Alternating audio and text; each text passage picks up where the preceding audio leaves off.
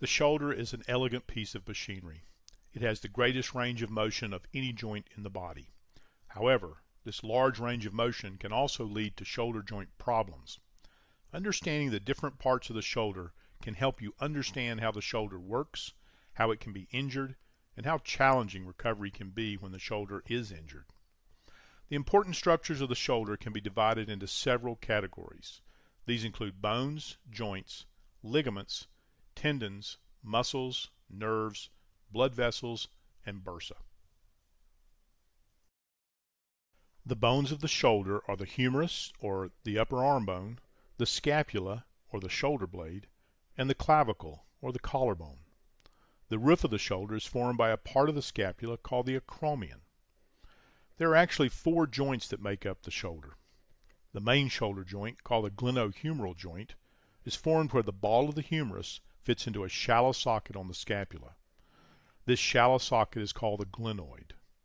The acromioclavicular, or AC joint, is where the clavicle meets the acromion. The sternoclavicular, or SC joint, supports the connection of the arms and shoulders to the main skeleton on the front of the chest. A false joint is formed where the shoulder blade glides against the rib cage. This joint, called the scapulothoracic joint, is important because it requires that the muscles surrounding the shoulder blade work together to keep the socket properly aligned during shoulder movement. Articular cartilage is the material that covers the ends of the bones of any synovial joint. Articular cartilage is about 1/4 of an inch thick in most large, weight-bearing joints.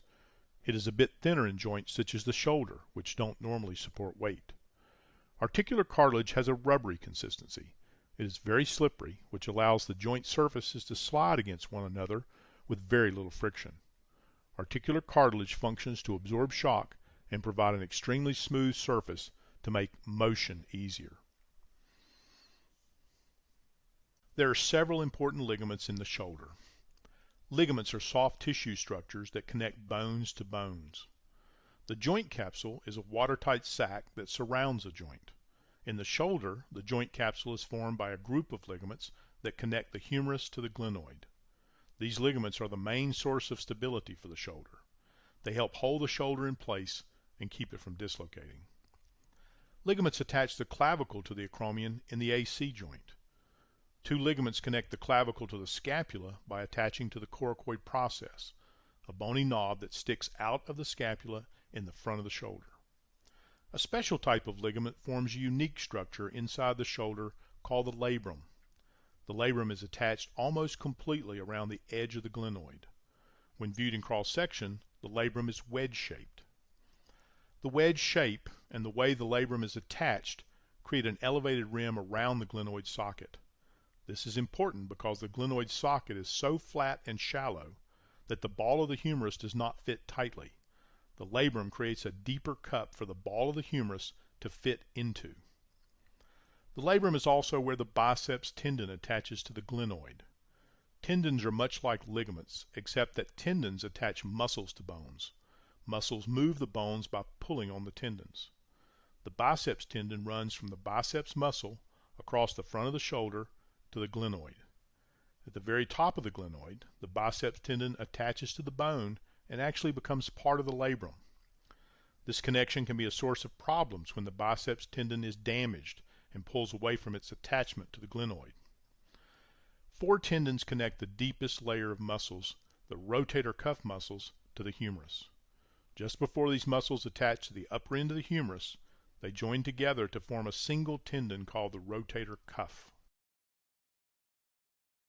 The rotator cuff muscles lie just outside the shoulder joint. These muscles help raise the arm from the side and rotate the shoulder in many directions. The rotator cuff muscles and tendons also help keep the shoulder joint stable by contracting and holding the humeral head tightly in the glenoid socket as the humerus moves. The large deltoid muscle forms the outer layer of shoulder muscle. The deltoid is the largest, strongest muscle of the shoulder. The deltoid muscle provides the power to lift the arm once the arm is away from the side. The main nerves that travel into the arm run through the axilla under the shoulder. 3 main nerves begin together at the shoulder: the radial nerve, the ulnar nerve, and the median nerve. These nerves carry the signals from the brain to the muscles that move the arm. The nerves also carry signals back to the brain about sensations such as touch, pain, and temperature. There is also an important nerve that travels around the back of the shoulder joint to supply sensation to a small area of skin on the outside of the shoulder and motor signals to the deltoid muscle. This nerve is called the Axillary Nerve. Traveling along with the nerves are the large vessels that supply the arm with blood. The large axillary artery travels through the axilla. If you place your hand in your armpit, you may be able to feel the pulsing of this large artery. The axillary artery has many smaller branches that supply blood to different parts of the shoulder. The shoulder has a very rich blood supply. Sandwiched between the rotator cuff tendons and the deltoid muscle are structures known as bursa. Bursa are everywhere in the body. They are found wherever two body parts move against one another and there is no joint to reduce the friction. A bursa is simply a watertight sac between two moving surfaces that contains a small amount of lubricating fluid.